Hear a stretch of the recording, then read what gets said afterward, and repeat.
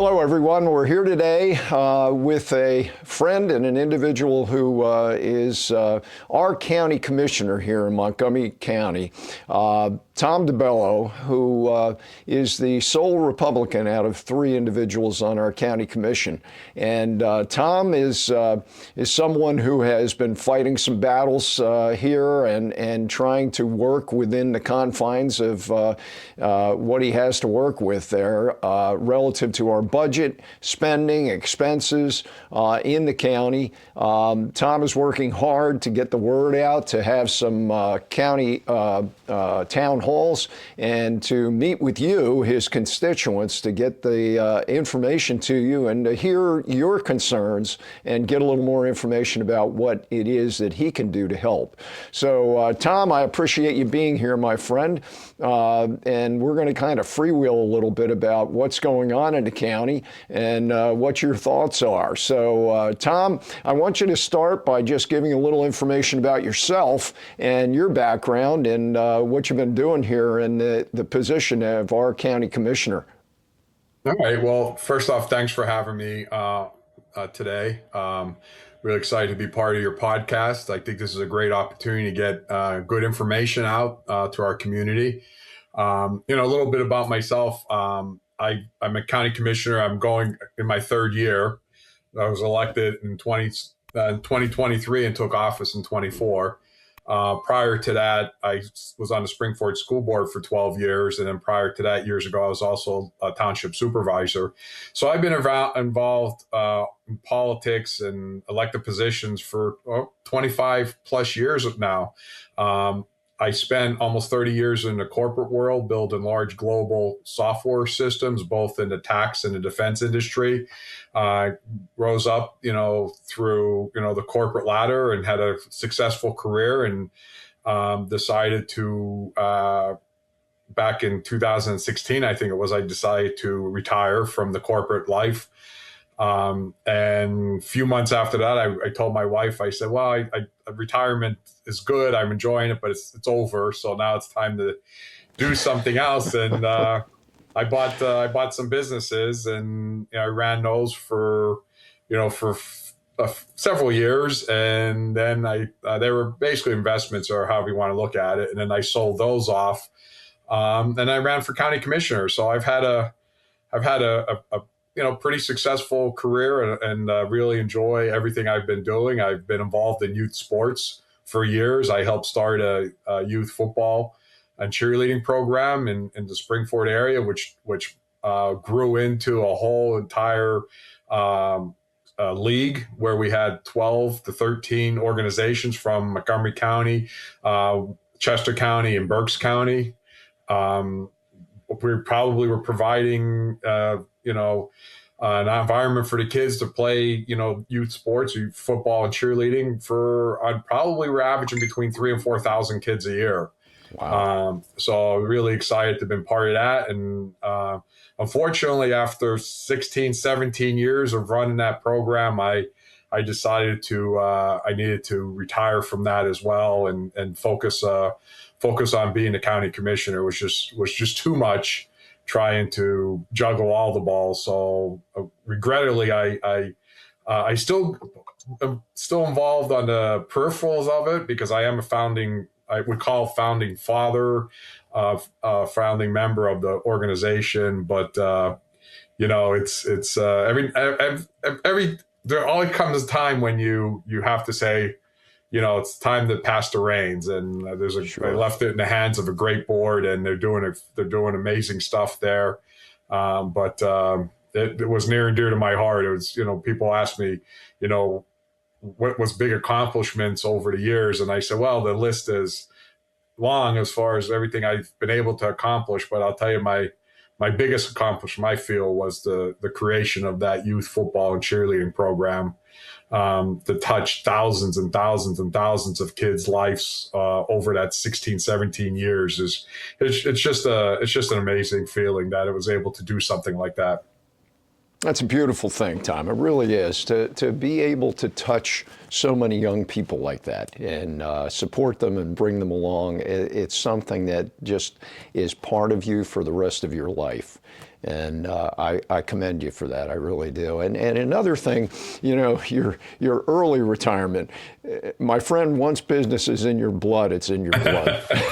Yeah, that is true.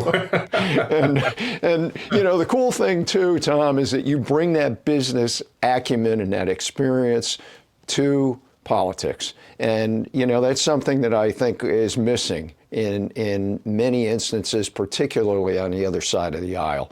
And, so I know that that's an important thing, to be able to dig through the figures, to be able to understand a budget, to be able to understand revenues and expenses.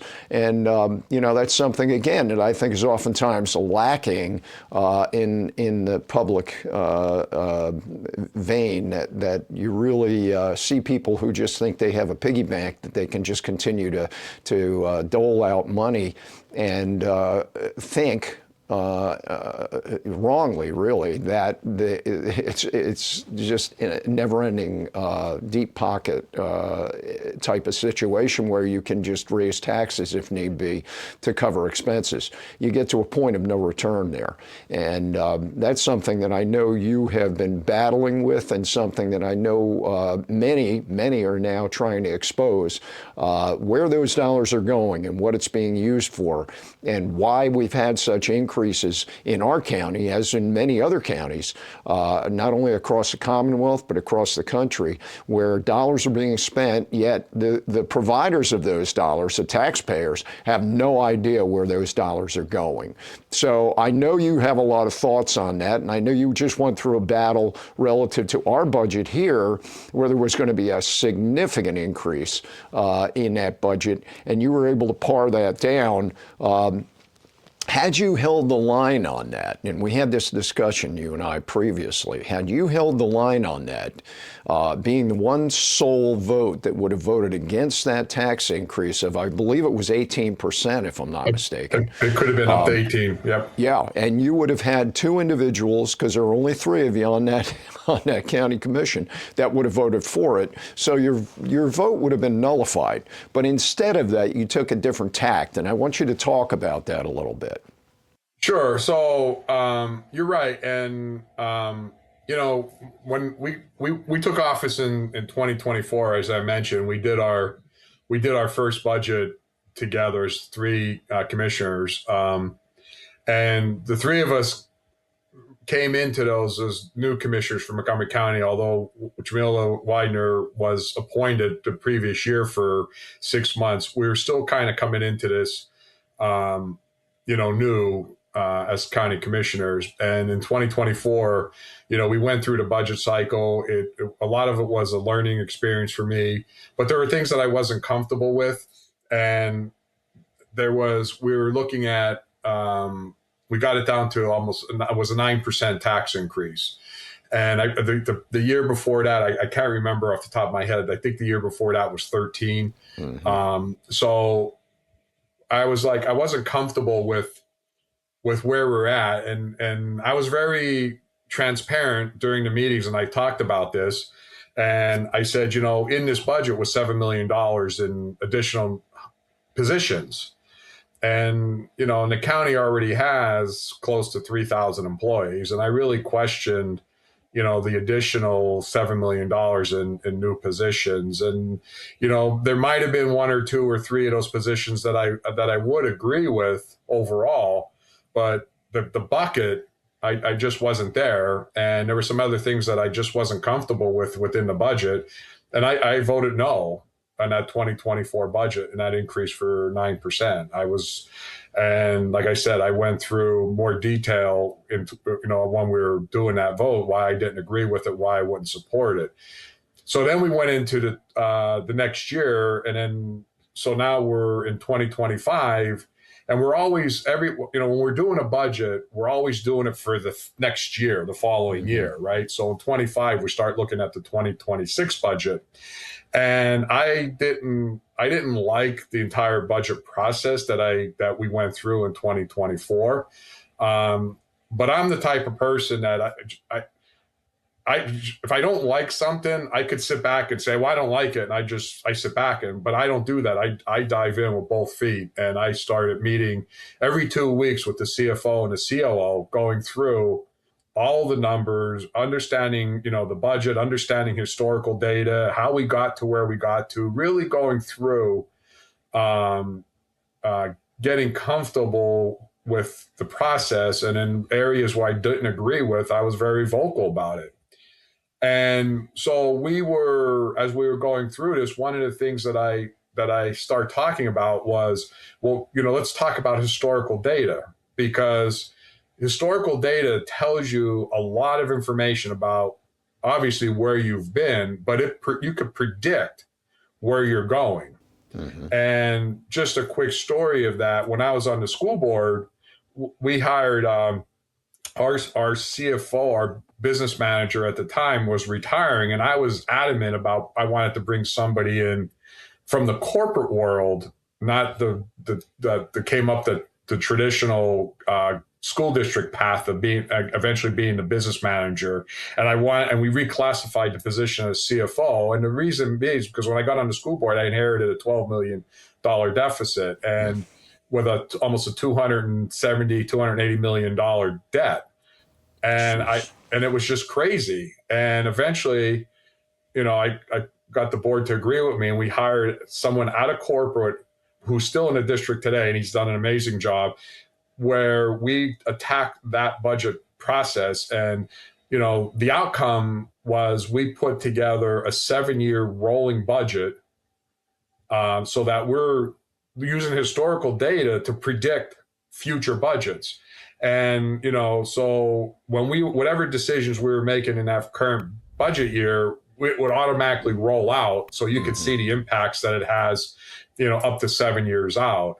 And of course, the further you go out, your confidence factor reduces, but at least you still have that window into the future using historical data. And by the time I left the school district, when I got there, the average tax increase was 6%. And I got it down over that 12 years. The average was 1.8%, including a 0% tax increase in 17. It actually would have been lower, but the 1 year we had to do almost a 4% tax increase to cover that debt. So if you would have taken that out, the average tax increase would probably have been down closer to 1%, which is amazing for school districts. And Absolutely. Of that 200 million, $280 million district debt, we paid off over, I think it was close to $200 million of that debt. So when I left the school board, I left that district financially strong and stable, with a clear path, financially, how to move forward. Mm-hmm. Jumping back to the county, it's kind of deja vu, because here I am going in, and through that budget process in 25, we started to look at what the budget, the county deficit was going to be. And early on, I was going through the numbers, and I had predicted over $40 million deficit. And the staff was disagreeing with me, and I was showing them how I got to that. And they were telling me they didn't think it was, we knew there was going to be a deficit, but they didn't agree that it was as high as what I was predicting. So eventually I said, all right, to keep this ball rolling forward, I'm going to back off and say, I'm comfortable saying we're going to be at least $30 million, right? And so they came into my office at one point, and they predicted 25 million. And then as I was going through the numbers, I was able to demonstrate to them where they weren't right or accurate. Mm-hmm. Mm-hmm. And we quickly changed numbers and all that. And they realized that I was right, that we were over $40 million. And there were still numbers that haven't come in yet, like our healthcare increases that we were going to get hit with. So long story short, we eventually were at a $55 million deficit for the 2026 budget, which equates to an 18%, roughly an 18% tax increase. And obviously, there was no way I was going to be anywhere near supporting that. But through all my calculations and all the work that we were doing, I was able to determine, going back to the historical data, that on average, the county expenses grow. If we do nothing new, the county expenses grow between 3 and 4% a year, and that's through mandated increases, contracts, and so there's things that are, it's just going to grow, like salaries, and things are going to. And we see on average, again, based on that historical data, we were going to experience a 3 to 4% growth. Mm-hmm. So knowing where we're at, I was willing to support, if we could get to support that 3 to 4% growth this year that we knew was coming. That was my ceiling of where I wanted to, that I would willing to go to. Even though I wasn't happy. It's not something but also as a commissioner, our budget's $1.3 billion. Operational budget of that 1.3 billion is about 650 million. So you have to also keep in mind that we are running a county, mm-hmm. right? So there's a lot of things you have to take into consideration. So we start working from that high of 18%, going backwards, or reducing, or making reductions, or changing spending strategies, and so on and so on. And eventually, so we got down from 18 down to 12. And I was driving this and saying, 12 is not acceptable. And then eventually, we got down to 6. And I believe, I can't say for sure, but at any point in time, my counterparts, as you mentioned, could have voted to support those reductions as we were going down, getting closer and closer to 0. And then we got to 6, and then I was asked, well, we're at 6, would you support that? And I said, no. And I kept going back to that. This is what I'm willing to go to. And we're going to keep making changes, and we're going to keep, which included reductions in staff, positions. Now we didn't get rid of anybody that was already employed by the county, but what we did use was our annual attrition rate is about 12%. So we used some of that to make reductions. We cut or reduced the head count down by, I think it was 12 to 15 positions, which was a great starting point. So then he came back and said, well, how about 5%? And we could do, I said, no, we kept, I said, this is where I'm at. I drew my line in the sand, and we eventually agreed at 4. So I was between 3 and 4, which one could say 3.5. So I went from 3.5 to 4, from 18%, mm-hmm. Mm-hmm. and which was slightly above inflation numbers. And again, it's not like I was happy. I was, but reality sets in at a certain point, right? And you have to do what's right, mm-hmm. also. Mm-hmm. So my colleagues, we agreed, and we had a bipartisan vote and support of that budget. Now, I did get a lot of flack from some of my Republican friends that they said I agreed with my Democrat counterparts, and I said, no, I didn't agree with my Democrat counterpoints. They agreed with me. I got them to agree to where we're at. Mm-hmm. The budget and increases could have been anywhere from 4% to 12%, 18%. But I could have taken a symbolic vote and just said no, and then put my hands up and sat back. But is that truly the right thing to do for the community? And that's absolutely not, because my goal was to get us to as low as possible, mm-hmm. without jeopardizing services that are so needed throughout Montgomery mm-hmm. County. So that's where we ended up, and it was a bipartisan support. And this was all going on at the same time that Harrisburg was a mess with Shapiro's budget. Washington, we came out of the shutdowns and the mess that was going on in Washington, and also I didn't want to be part of that. Like I didn't want to be part of this, playing into this Republican versus Democrat. This was about, as a Republican, somebody that has executive level expertise in dealing with large budgets and the background and experiences that I have, I went into this doing what I felt was the best thing for Montgomery County. And like I said, I said this during the entire process, and I even put videos up all through the summer last year explaining the process as we were going along, and where we were at.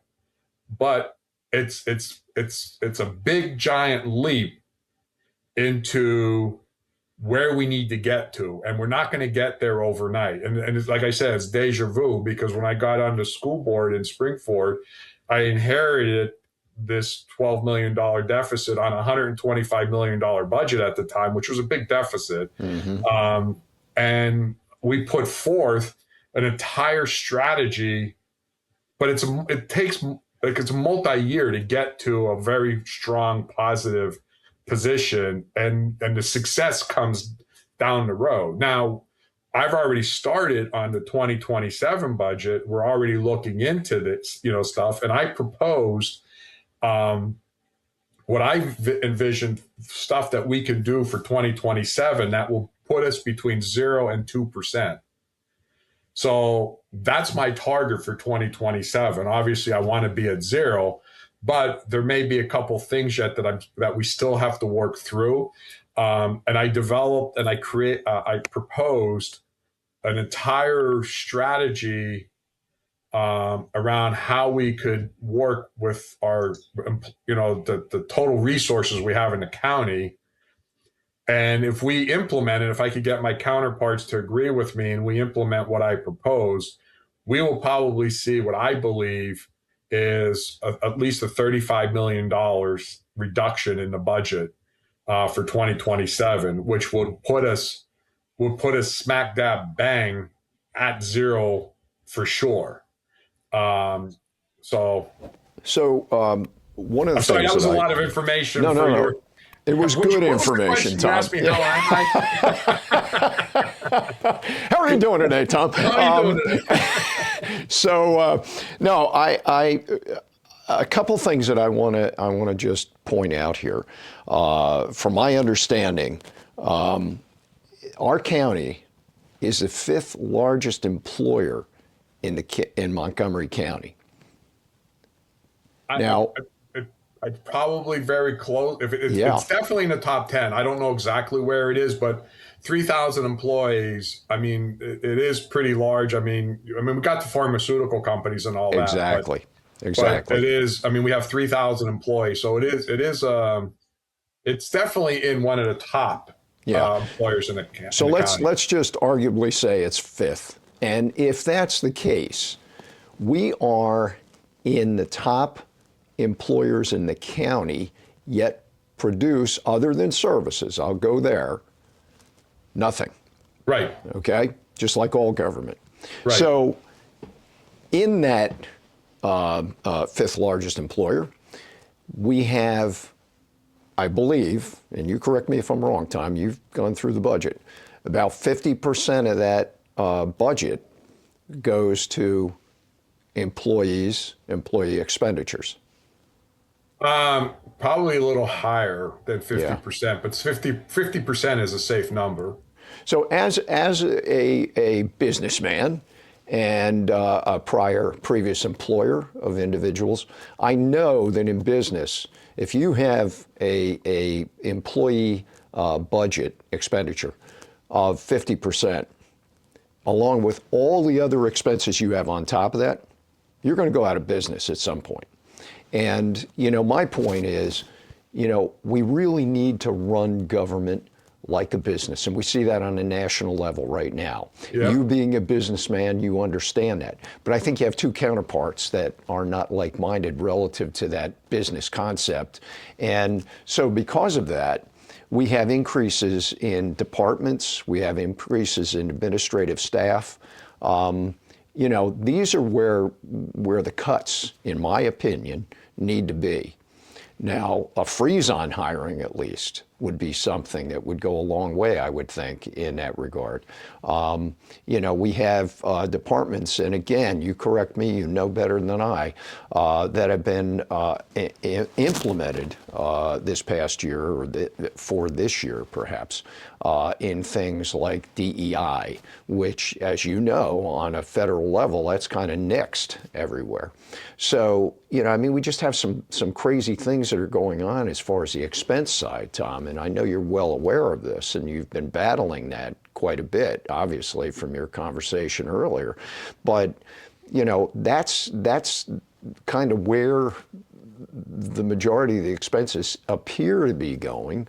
That could be, cut or handled better, perhaps. What are your thoughts on that? I'm just throwing that out there for you. No, it's a great point. And just so, like, when I got on the school board and I brought this mentality to the county, I've always said, and I used to get pushback. I used to say, we got to run this school district like a business. And they said, you can't do that. You can't look at it as a business. This is, government, whatever.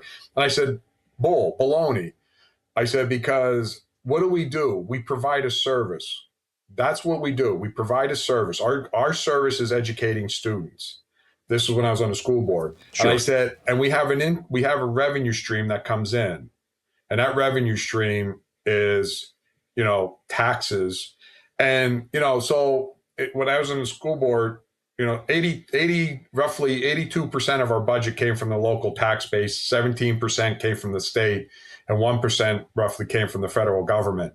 So, that was our 100% of our revenue. And there's offshoots like, investment on reserve dollars and stuff like that. But sure. That doesn't make up the main money. And so from a county perspective, when I mentioned about the 1.3 billion, again, we're in a very similar, and I don't remember off the top of my head, the percentage that comes from our budget comes from the local tax base versus state dollars and versus federal dollars. So, and what I propose for next year is all, where I talked about $35 million, is all stemming to or streaming to or linking to, or whatever you want to call it, to around the resources. Mm-hmm. And I'm not saying that I want to go in and just get rid of, 500 people or whatever it may be. Right. But there's strategies that I propose that I hope that we could institute that will get us to where I want to get to. Our revenue stream, like businesses that provide services or products, whatever it may be, their revenue stream comes from sales. And if they want to increase the revenue stream, they have one or two options: increase pricing or find more customers. Well, right. in the government sector or the county perspective, if we want to increase revenue stream, we only have one option, and that is to increase our revenue through taxes. And that's what I don't want to do as a long-term strategy. Right. But to get to that financially stable, I have to take what I inherited and fix it mm-hmm. to get us on the right path. And that's my goal, but I don't want to continue to increase that revenue stream through taxes. We can't do a straight hiring freeze, because they're like when I was on the school board, we had, I forget, $40-50 million or $60 million in mandates. Majority of that was unfunded mandates from the state. Mm-hmm. So we're in a similar situation at the county. There's mandates, there's services that we are required to provide. Some of it is reimbursed, some of it's not. And so there are certain positions, especially in our health and human services department, which is probably the biggest spend of that overall $1.3 billion. There's a lot of mandates all packaged up within mm-hmm. that. So it's complicated, but I devised the strategy through that complications to get us to a good point. Yeah. But so that's what I am doing. And it's I hope that I'm successful with it. And if I am, I'm really putting us on the path to stability. And that's my ultimate goal. Yeah. Yeah. I think that's important, Tom. We have to have stability. There's no question about that. We've seen on a federal level what's been done with a lot of the federal departments and positions. It's almost like we have to do a cost-benefit ratio for each department. Right. What are you providing for the citizens? What is the benefit of the expense you're incurring? And I don't know, or I don't see that that's being done. Perhaps you know a little bit more about Well, it. that was one of my, I don't want to get into too much detail about what I proposed at this point, but I will give you a little peek into that window. And that is actually one of the items within my overall strategy that I'm proposing is exactly that. We have to do a cost benefit analysis on every department. You mentioned the DEI, we're spending almost $1 million a year on DEI, the DEI department. The way I look at this, I'm not bringing in politics. They need to be looked at like every other department, and we have to, and we did create a group, and the group that's what their deliverables are, is to go to each department. So I will commend my counterparts on this, that we came up with this group to do basically cost business analysis across the county. So I did say last year, I'm looking forward to a lot of deliverables out of that group, because quite honestly, if that group doesn't live up to my expectations, then what's the point? Exactly. Right? Exactly. So, you got to be transparent. Right. So one of the things that I'm proposing is we go through department by department and do a cost business analysis. Now, some things are mandated. We don't have a choice, but there's other things that we have to revisit. But one of the things, for instance, like our 911 center, well, there's every cell phone bill, there's a tax on your bill, and that tax is collected at the state level. That gets submitted to the state, and the state distributes to each of the counties to pay for the 911 call centers. But that hasn't kept up with the growing demand of the 911 call centers. So the county, we're offsetting those costs by, I think it was $3 million. So that alone is 1% tax increase. Yeah.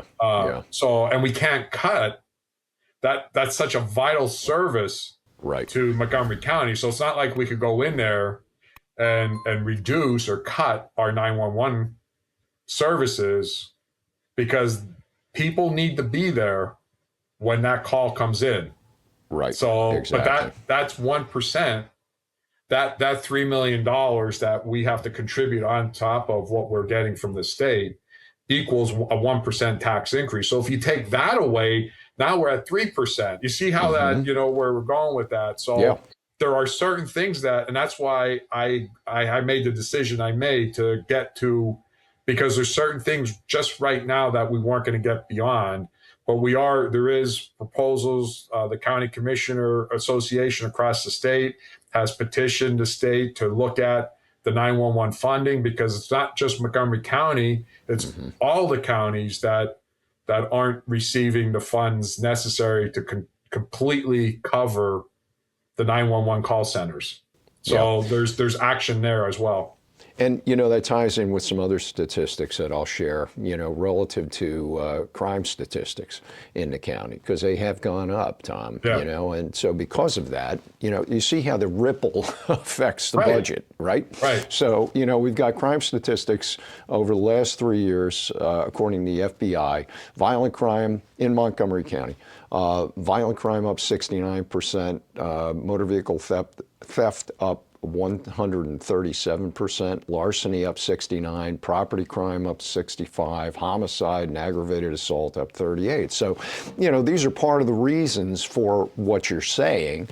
These people are all calling in. You can't have the phone busy or not answered. Right. But by the same token, we need to understand how the sociology of our county affects the budget as well. These are all the statistics that impact that budget. I realize that there's a battle right now going on, and you're in the midst of it relative to our county, but that goes well beyond our county. It goes into the state, goes on the federal level, and we have elections coming up here, Tom. And people are kind of asleep at the switch, in my opinion, right now, thinking that everything's kind of okay, in part because of what just occurred on the federal level, but also, they're just kind of complacent, in my opinion. People need to engage, and that's one of the things that I'd like you to discuss a little bit is how can people, whether it be on a county level or beyond that, Tom, or even a local level, how can your constituents get involved and help in the process that you're engaged in here? Well, so a couple things real quick. One is that, yes, this election this year is so important. It's probably as important or more important in 2024. We have big races at the national level. We have big races at the state level. We have, and I know you had Senator Tracy Pennycook on a few weeks ago. She's doing an amazing job down in Harrisburg, but we need to get her reelected. She Absolutely. is the last Republican senator in in Montgomery County, this PA Senate, Montgomery County. But our voters have been complacent, and they're not coming out. And we're not losing elections because of, that we're being outsmarted or whatever. We're just losing elections because our voters just aren't coming out. Mm-hmm. And then they wake up after election day and they see the results and they're like, what happened? What's happening to my township? What's happening to my school board? Exactly. And what's happening to my county, and so on and so on. And if the House flips in Washington this year, the next 2 years is just going to become one big circus. Yeah. And the Democrats are already talking about how they're going to, I guarantee you within the first month of the House if the Democrats get control of the House, I bet you probably by March of 2027, there'll be impeachment papers filed on Trump. There'll be impeachment papers filed on, half of his cabinet. And Absolutely. they're just going to, go down the road of, investigations and, it's just going to be, we're going to see our country for all the advancements. And look, people you like Trump, don't like Trump, whatever. But the real numbers are there. And mm-hmm. if you do a little bit of research and actually see how inflation is down, from the previous 4 years that we're up at 22% inflation. And, in Trump's first year, inflation was 2.7 overall. Yep. Unemployment is up a little bit, mm-hmm. but on the flip side, the actual number of people employed in the United States, the workforce is back up. Mm-hmm. We saw what they call the workforce, the total workforce. More people were it's not employed than employed in the United States. We see the overall government in Washington is the smallest it's been in, I think, 40, 50 or 60 years or something like that. Mm-hmm. We just saw interest rates have come down below 6%. Gas is between $2 and $2.50. Mm-hmm. The price of eggs is down to less than $2 a dozen. I mean, there's just so many things that have been going on, and you're not getting all that in watching the media because they're not going to give you all this positive information. But if you do a little bit of research, you'll understand, what's going on and globally, what's going on and what Trump's been able to do globally and the things that are keeping this country safe. And then the trade deficits. Again, people don't understand the tariff and the strategy behind tariffs. We had hundreds of billions of dollars trade deficits in the past just with China. A trade deficit means that we're bringing in more goods from China than they're taking out of the United States. And that happens, that's just one country. Mm-hmm. I mean, I think what would they say? The overall trade deficit is like $1 trillion. And Yep. what people don't understand, and why Trump's trying to level the playing field, is that when you move goods to, say, Europe, for instance, we don't sell a lot of stuff into Europe like what we bring you from Europe here, because the tariffs that they put on the U.S. goods. And who do you think ends up paying those tariffs? That's Not right. us. I mean, not them. We do it. It all That's gets right. it all gets rolled into the overall price. Right. You know, So the consumer pays. and our neighbors above us in Canada, great neighbors. But again, if you actually do a little bit of research, you'll see milk and cheese and all that, the tariffs that they put on milk and cheese that come from the United States. We don't even, I mean, the imbalance is there. So, Absolutely. and you have to understand the specifics, not just the taglines or headlines that you get out of the media that tariffs are a tax. You know, during Biden's administration, the overall cost per family was what, $7,000 or whatever it is. I mean, that's all been reduced. I mean, there's so many positive things that are going on, and all that, if we don't keep the House in November, all that's going to change. It's all going to go away. So we need people to get involved. They could reach out to their local Republican committees. There's so many different events. There's communities. There's so many different ways. The Montgomery County Montgomery County Republican Committee. They can look at that up on the website. There's groups like your group that are out there. I was at Indian Valley Voice last night speaking at their event. So there's so many different ways to get involved. It's just we need people to get involved. We need to hold on to the House in Washington. We need to keep the seats that we have in the Senate and try to get the House back in Harrisburg. And we need to refocus our efforts and win these seats back at the counties and the school boards and the townships again. I mean, absolutely, craziness has taken over. And I'll have to end with this. But, you know, we see the kids doing these ICE protests, no ICE protests with schools, which when I was on the school board, they wanted to do a protest and we didn't allow it. We shut it down completely. And we said, if you want to protest, you could do it after school.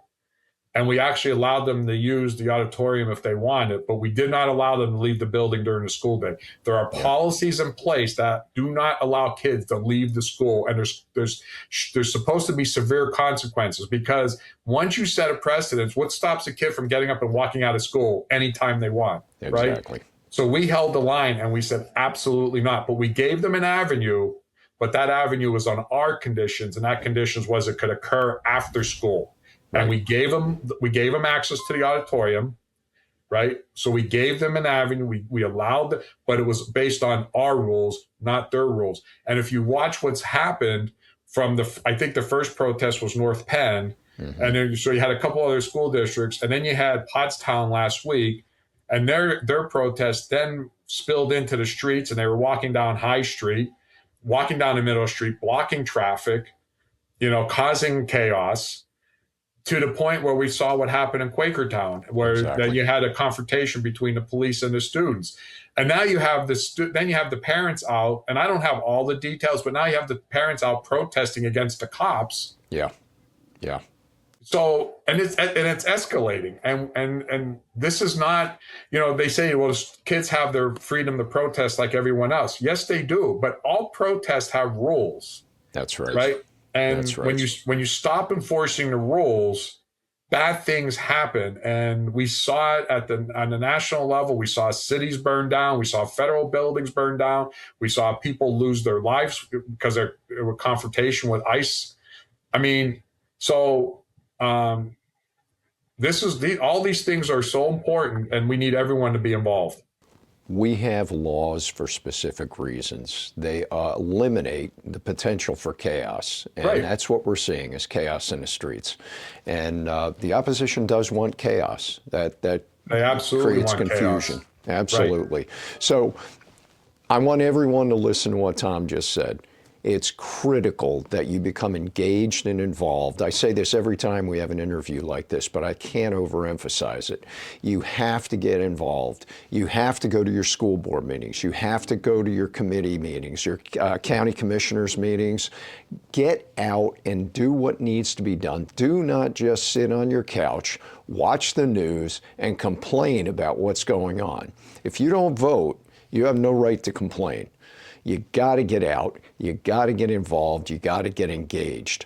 Okay? We may not like everything that's done. Look, there are Republicans that I don't agree with, but I will still vote for them because they're better than the opposition. Okay? And, you know, you got to get beyond this, you know, black and white thing. People do not understand, Tom, this is an important concept. They don't understand how it works when you have to negotiate a little bit. Okay? We can't be like little kids. We don't get what we want. We just take our chips and run away. It doesn't work that way. We have to be willing to discuss, as Tom has alluded to here, you have to discuss with the opposition. You have to kind of bring them along. There are things in politics in this world that we will agree on 100% on both sides of the aisle. And there are things that we're going to have differences on. So we focus on the things we can agree on at least and get something done. But, you know, just sitting on the sidelines and complaining and saying, oh, he shouldn't have done that or she shouldn't have done that. That's not how it works. We have people, and there's a concerted effort on the opposite side here. Tom mentioned that. You know, we've got a state senator here, and you guys have them no matter where you live, what county, what state, what community you live in. You're going to have people that are going to be targeted because they need to get rid of them. Our state senator is somebody they need to get rid of right now. And we have to do everything we can to keep that individual there, because once they have control of both the executive branch here in our state, in our Commonwealth, the House and the Senate, we're done. Same thing applies on a federal level. Okay? Tom talked about that. We've got to keep the Senate. If we lose the Senate on both the state and the federal level, that's the bulwark right there. That's what stops things right now. They have the House on the state level. We still marginally have it on the federal level, but you know that can change real easily if you don't get involved, get engaged, and get out and vote. And Tom, you had something you were going to say there. So just real quick, and then I actually have to, because I have a meeting this morning with our state legislators in Harrisburg. I'm sorry, in Norristown. I was just going to say that if Shapiro gets the House and the Senate in Pennsylvania, just look up to see what's happening in Virginia, and that's all I have to say. Because if he has the House and the Senate in Pennsylvania, he will go, and he was down in Virginia side by side with their newly elected governor, who ran as a moderate, up to the point where once she was sworn in, I mean, the laws and the stuff that they're passing down in Virginia, because they have the House and the Senate in Virginia, and she's she's just running crazy down there, and they're just getting started. Look at Mandani in New York City. Look at the track record of these people. That's what we're fighting against, preventing from happening here in Pennsylvania. And you know, we have good elected officials at the state, at the county level. We need the support. We need everyone's support. We're fighting the fight. And we're not doing this because, you know, I'm not doing this because I needed to. I'm doing this because I care about my community, my county, and I care about, you know, what I could do to make, you know, change to ensure that, you know, that Montgomery County continues to be one of the best counties in not only Pennsylvania, but in the country.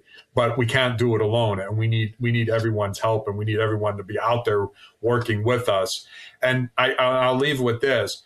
You might not agree with something that I do, that you kind of read a headline. You could always reach out to me, because it's a chess game. I know what I'm doing. I'm working extremely hard to get stuff done. But we had 8 years of someone that just did symbolic no votes the entire time. And it caused more disdain for the Republican Party overall through Montgomery County. And I could either continue doing that, or I could try to make effective change. And we've had a good, I think, and we could come back another time and talk about some of the other things that I've been able to accomplish over the 2-year period, because I worked with my colleagues or my counterparts. We negotiated. But there were certain things that I would not give up my convictions on. They know those certain areas that I'm going to be no way. But there's a lot of things that we've been able to come to agreement on, because I'm going at this in a way that I listen to them, they listen to me, and we're able to get to and find that on at least 85% of the stuff that we're dealing with on a daily basis, we've been able to find common ground. And I think that's a better strategy than just going in there and tossing hand grenades all the time. Absolutely. Absolutely, my friend. All right, Tom. Well, I appreciate your time, my friend. Thank you very much for being with us, and we will have you again. All right, I promise. Thank you. All right, it's good to see you. All right, good to see you, Tom. Hang in there. Everybody, listen, couple things. First of all, get involved. Secondly, get engaged. Okay, two different things. You got to do some things to make change. I want to invite all of you to join us on April 18th. We're going to be having our Truth and Love program, where we're bringing in two pastors, one from Australia, actually, one from Tennessee, one raised in Iran, one raised in Egypt. Both came over as Muslims, converted, went to seminary, now pastors who are speaking out against and about what's going on here in this country relative to the changes. We have a mayor in New York now who is Muslim, and he's making a lot of changes that you may not be comfortable with. But if you don't get involved and engaged and learn and educated about what's happening, you're not going to be able to do anything about it until it's in your community. So hope to see you there. It's going to be from 9 to 1 on April 18th. All right, thanks again. Everybody have a great day. Hey everyone, I just want to take a quick moment to thank you for being part of the Shield of Truth Network community. For those of you who have been with us since we started, you've seen us evolve from our early monthly in-person meetings, where we would gather together as a group, exchange ideas, and bring in speakers to educate on a variety of important topics. As the mission grew, we expanded well beyond the in-person meetings and have now evolved into virtual platforms, allowing STN to reach a much larger audience and connect with people far beyond our local community. If you are encouraged by the work STN is doing and believe in our mission, we invite you to support the Shield of Truth Network. Your support helps us to continue to educate, produce content, and reach more people with information that matters. You can use the link in the description or the QR code here on the screen, or visit Shield of Truth Network to donate. If you're not able to donate at this time, we certainly understand, but you can help in a powerful way. You can share this video with a friend or family member and post it to your social media. Also, if you enjoy our content, please like the video, subscribe to the channel, and tap the notification bell so you never miss a new release. All of these actions help us to reach more people, expand our mission, and make a real impact. We are grateful for your support, as this mission would not be possible without you. And we look forward to what God has in store for our future. Thank you for being a part of the Shield of Truth Network's mission, and God bless you all.